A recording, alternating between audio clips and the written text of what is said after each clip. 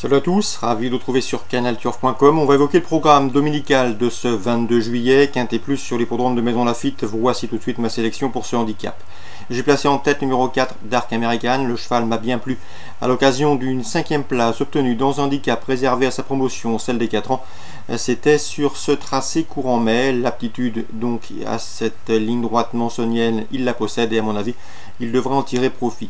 Le numéro 7, c'est Dégrisement, mérite d'être repris. Il n'a jamais été en mesure de s'exprimer, se retrouvant enfermé au moment du démarrage dans un récent Quintet Plus. Auparavant, le cheval s'était classé 2e d'un Quintet et ce devant 4 de ses rivaux du jour. Il mérite donc d'être racheté. On retiendra également le numéro 15, Nisrin. Elle a seulement 4 courses au compteur et fait partie des moins expérimentées du peloton. Cela dit, elle compte déjà 4 podiums, dont 2 succès en autant de courses courues. En outre, elle dépend de l'entraînement efficace de John Hammond, passé maître dans l'art de façonner ses chevaux et ses éléments pour les gros handicaps et pour les handicaps de cet acabit. Ensuite, je retiendrai le 11, Sinbad, qui compte déjà 8 places en 13 quintets courus et 2e d'un quintet référence dernièrement Deauville, où il devançait notamment le numéro 5 dans cette épreuve, c'est l'Arnaud, 3e de cette course référence. Le numéro 1, Sterling Eagle, qui se classait 6e quant à lui pour ses débuts dans les handicaps. À mon avis, il est taillé pour réussir à ce niveau. Et le numéro 12, Bonus d'argent, 4e de ces mêmes handicaps référence, le prix du pont de Toncarville, disputé en début de mois à Deauville. Donc on prend les mêmes et on recommence. On se méfiera en fin de sélection du numéro 6, Exotique, qui à 9 ans va prendre ici part à son 48e quintet. Le cheval est en forme. Il vient de se classer 4e d'un quintet à Paris-Longchamp. En résumé chiffré pour ce quintet du dimanche 22 juillet, le 4, le 7, le 15 pour une belle cote. Ensuite le 11, le 5, le 1, le 12 et le 6, je répète, 4, 7, 15, 11, 5 As, 12 et 6. Suite du programme, dans le prix Robert Papin, une épreuve de groupe 2 pour la jeune promotion, les 2 ans. Les Français et les tricolores 203, Sexy Metro, le 202, Simply Striking, qui ont en commun d'être vaincus en 2 courses courues, devront faire face ici à une solide opposition britannique. Je pense notamment au 205 dans cette épreuve, c'est Signora Cabello qui reste sur 3 victoires. La dernière en date obtenue dans un groupe 2 à Ascot, et surtout le 204 également, c'est Pocket Dynamo qui lui a été battu du minimum dans les Norfolk Stakes, un groupe 2 disputé le mois dernier à Ascot. Donc ma préférence ira légèrement vers les Britanniques, le 204, le 205 pour contrer les tricolores, le 3 et le 2. Concernant le prix Messidor, une épreuve de groupe 3, nous avons au départ le 501 Tarif, qui n'est autre que le tenant du titre.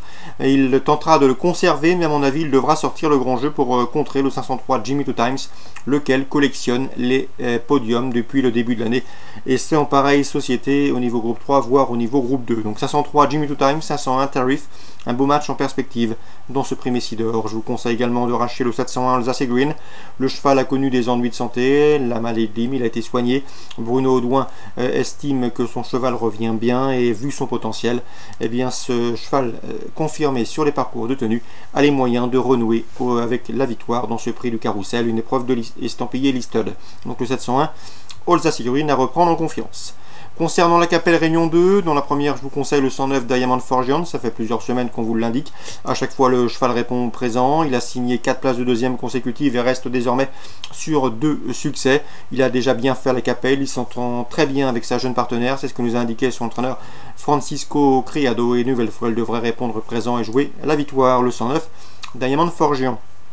Dans la troisième, je vous conseille le 303, Être du Pont, et qui vaut mieux que ne l'indiquent ses derniers classements. C'est un cheval de qualité, il a toujours montré de la qualité, du potentiel.